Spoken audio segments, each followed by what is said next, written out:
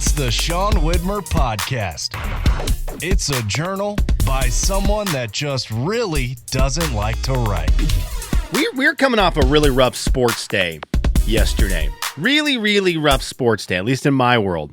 It was a rough sports day. I think I'll start with the thing that shook my world yesterday. As I receive a text, he broke the news to me. Brandon broke the news to me that Gonzaga guard Mario Saint-Supery. I've never known how to say his name. I don't need to anymore.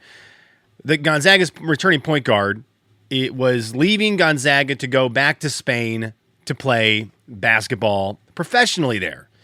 And so there's a lot of layers to this. I was immediately bummed out, and I was like, well, this is very bad.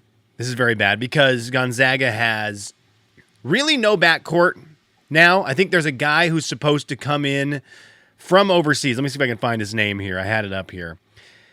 Nathan De Sousa. He's supposed to be transferring in from playing overseas. For him to get into play, he's got to get like a bunch of stuff signed. He's got to get stuff from the NCAA, I'm sure, that allows him to come from professional basketball overseas to the United States to Gonzaga. Like there's going to be a lot of hoops for this guy to jump through to play basketball at Gonzaga this year. It could still happen. I'm not saying it's not going to happen. I'm just saying it's going to take a lot.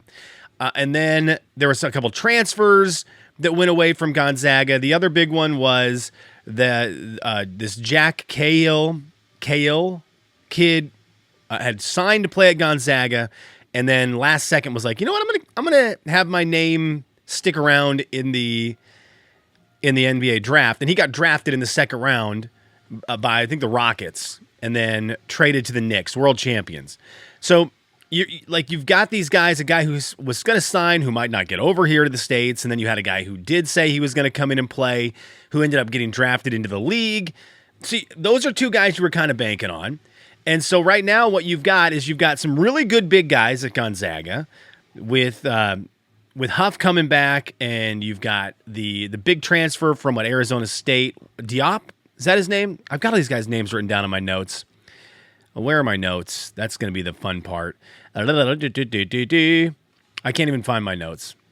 Where are my notes? Anyways, I'm on the wrong tab. I think it's Diop, right? Anyhow, I'm paying attention. So you got really good big guys. You've got like some core dudes who could come in. This Houston transfer is going to be awesome. I think he looks really good. But yet again, another season shaping up to look like you don't have a guard threat for Gonzaga, which is a bummer. And when I say a guard threat, I mean like a Corey Kispert, Kevin Pangos, a guy who can get out there at the three-point line in the year of our Lord 2026-27 and just hit threes and get open, and Huff gets down low and they double team and he kicks out and you got bam, three-pointer, and you got a guy who's a specialist who's just not going to miss. It's a bummer. This is a big hit. Now, I'm not saying that Mario Saint-Supery was going to be the three-point specialist, but he was a huge piece to this cog of getting the offense flowing. And I didn't. There was moments where his shooting was going well. The kid was a freshman last year. I'm going to assume that he's going to be shooting a lot in the offseason, and that shot is going to progress, and he's going to get better from three. So I was kind of excited about that. But again, you lose this guy. And as of right now, you just don't have a backcourt. I went from being so excited for this Gonzaga season. I mean, I'm excited. Look, I'm always going to be excited for Gonzaga hoops. I love it so much. But I kind of went from this thing of being like, well, we might make some real legitimate noise all season long, to now I'm a little fearful. But I want to say two things, Gonzaga fans. One for Mario and one for Gonzaga. Two things. Number one, and the most important. Every single time someone comes to me doubting Gonzaga, and like I'm feeling right now that little tiny bit of, boy, this is a little scary. This is a little scary. Mark Few and the coaching staff reminds me we've been to the NCAA tournament every single year since 1999. Every single year since 1999, there has been a team good enough to play in March. And for the most part, they've been a team good enough to win at least 1, 2, 3 games in the NCAA tournament. So I have to remind myself of that every time news like this hits, and my knee-jerk reaction is like, "Oh no, how do we respond? How do we rally? Are we dead?" I gotta remind myself, stop it. I've done it too many times, and Coach Few has been like, why do you not believe? Why are you not riding with the coaching staff that has done nothing but prove year after year that even when adversity hits and rules change and players leave and players are suspended and players are hurt, every year they come out and they're like, okay, well, we're going to game plan and figure out how to get through this. And they do. And they're in March and they're playing in March and they're beating teams. And everyone's like, well, Gonzaga, they watch out for them. So that's point number one with this. It is a huge bummer. Right now on July 12th, it's concerning to a pretty decent degree because just where the team is right now. Obviously, B. Mike and the team are going to get out there and continue to do their thing and figure out how to mend the hole and change things around and get the new look and find a guard and figure out how to make the guys we have work. And they're going to do that because they're one of the best coaching staffs of all time. Not currently. They're one of the best coaching staffs of all time. And you really can't argue that because you're not going to tell me another team that's had a run like Gonzaga has. You're not. I'm listening. Who is it? I mean, you might name me 2 or 3 teams, and I'm going to tell you this. Yeah, their coaching staffs are also some of the greatest of all time. So, yeah, congratulations. You name me 2 or 3 other elite-level coaching staffs who have had insane runs. Gonzaga's right there with them. They're going to get the job done. They're going to do their thing. I'm sure it's a bummer for them because it is kind of nice to roll into July with a little bit of we're solid and here's the plan and not have to scramble, but they'll get it done. So that's point number 1. Point number 2, for those of you who were mad at Mario, what are we doing? You cannot be mad at Mario. This kid is going to go make $15 million to play professional basketball back in Spain. So there's so many levels here. Level 1, I don't know that Mario was set up to become an NBA guy, and I'm sure that people were telling him, look, right now, you might not be this big NBA threat. Even though he's just a freshman, there's a lot of talent there. Number 2, the NBA, if you watch the NBA draft this year, they pick a lot of guys out of Europe. Okay, so obviously the NBA, of course they are, but they're watching European basketball. They're watching European basketball players. They don't need to see them in college in the States to understand how their game can translate to the league. They can watch Mario play in Spain and get just as much knowledge about how his style is if they want to bring him to the league as they could if he played at Gonzaga. That's just a fact. So that's another point to this. And point number 3, and I think the most important, Mario's trying to be a professional basketball player. That's the goal. That is the goal. And so when you're at Gonzaga, obviously now with NIL rules, he can make a bunch of money at Gonzaga. But when a team comes in knocking and they say, look, we want you to play professional basketball for us. We're going to pay you like $3.75 million a year. And you are going to get to be home. You're going to be back in Spain where you're comfortable with culture. You are a young child.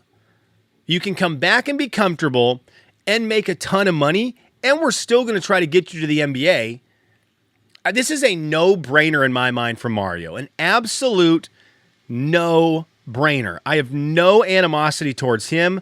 I'm obviously bummed out about the situation, but I think all of us would do the same thing. If you are trying to do something, you're utilizing Gonzaga or anything to get to that next level, right? You know the plan. I'm going to point A to get to point B to get to point C, whatever it's going to be. And Gonzaga was the next step for Mario to become a professional basketball player. Well, the next step in becoming a professional basketball player knocked on its door, and it was professional basketball. So he went and did it. And I don't even want to look at the Instagram posts because I don't want to hear anymore that, well, what about the education? Like he's sacrificing an education. So take your hands and push so hard up on the rock that you're hiding underneath.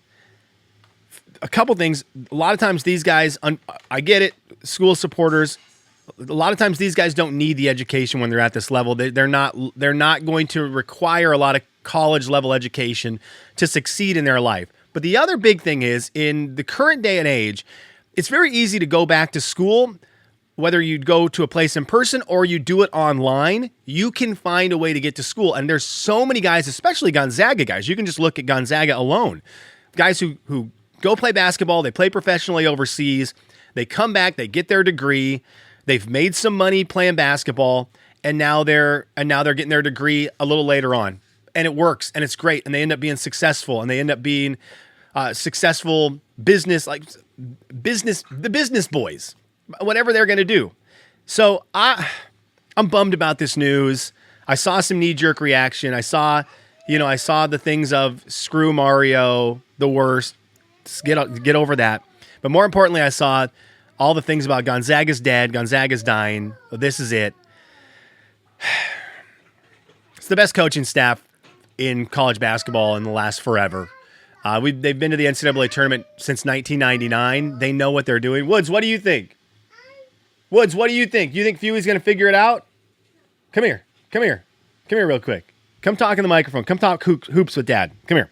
All right, let's see what the little man has to say. If you're watching on YouTube, there's his Woodsy. Do you think Gonzaga's going to figure it out?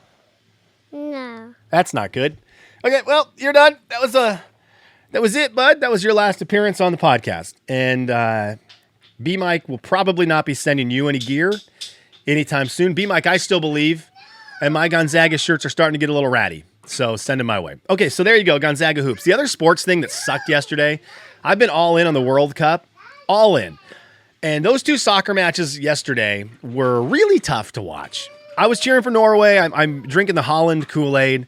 I really like him. I really like England because I'm a big Harry Kane guy from his days at Tottenham. I like the Hotspurs, so I like Harry Kane. But I was cheering for Norway, and I like this Jude Bellingham guy. But the fact that a ball goes kicked up, hits a wire, obviously hits a wire, everyone on the field and sideline is pointing at it, the refs don't stop play, and on that possession, England goes down and scores a goal. Questionable. I'm not drinking the conspiracy theory like a lot of other people are, but questionable. And then later that night, you get the Argentina game. Obviously, everyone in the world of soccer is hoping, besides Swedish fans. Was it Swedish or Switzerland? Whatever team it was. Let me look up. Was it? That's how much soccer I know. What team lost to Lionel Messi last night? It was Woodsy. Who was it? Who was it that lost to Messi last night, bro? You want to come say something else dumb on here? Switzerland. So you get the double yellow card. You get the double yellow card. I've been watching flopping all tournament long, and now a guy flops, and I've seen it a million times, and this guy gets a second yellow card, gets kicked out of the game, and Argentina wins. Now, I like England and I like Argentina. So moving forward to the semifinals, I'm happy because I like both these teams. But I am able to observe as a fan of sports, boy, that seems a little shady. Even when it breaks in a way that I'm not mad about. I like these teams. They'll be fun to watch. I like Messi. It's really hard to ignore the fact that, kind of weird that the things, the rules broke for these superpower teams. Kind of hard to ignore that. So that was a little tough. Tough day for me in sports yesterday. All right, I got to go. What are we going to play right now, dude? What are we going to play? Legos? I got to go play Legos with Woods. I'll talk to you tomorrow.